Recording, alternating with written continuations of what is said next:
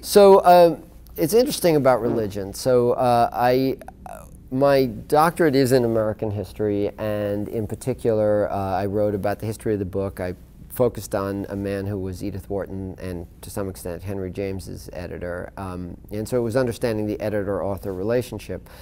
But my big sub-interest in graduate school was Puritan New England. Partially, again, my interest as from the beginning of the breakup, a religious community that comes into contact with modernity. So I wrote a book for young people on the Salem witch trials. But then, after I wrote Sir Walter Raleigh and the Quest for El Dorado, which won the first Sibert Medal, what was I going to write next? Well, this was around the period of being in various wars in the Middle East, and people were all thinking, what can we give young people tools to understand Islam, etc.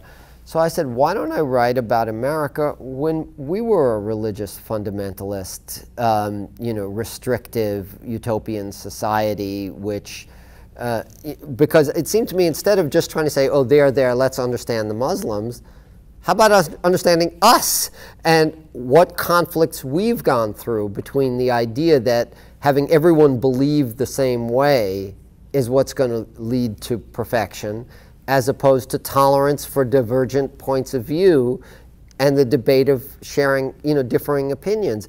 That was not an easy transition for us, for the United States, or what became the United States. And so I wrote a book on Oliver Cromwell and John Winthrop, which was about how America went from the idea of religious perfection to beginning to understand that we're not going to have that. We're going to have an idea of toleration and democracy.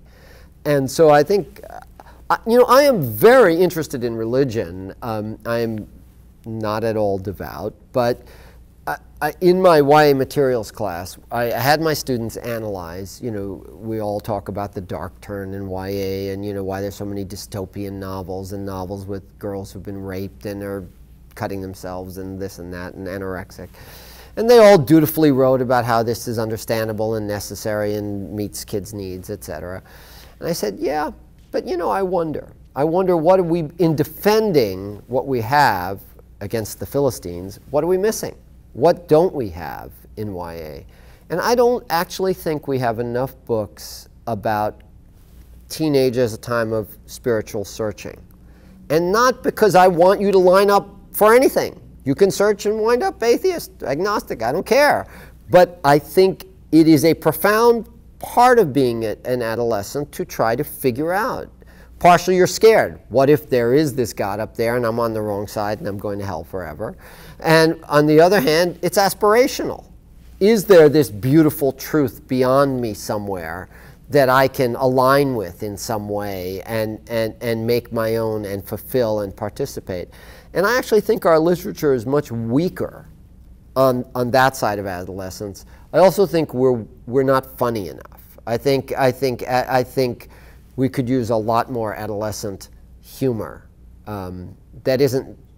There is a lot of funny books about girls obsessing about their bodies, etc., and that's fine, but I'd like something else.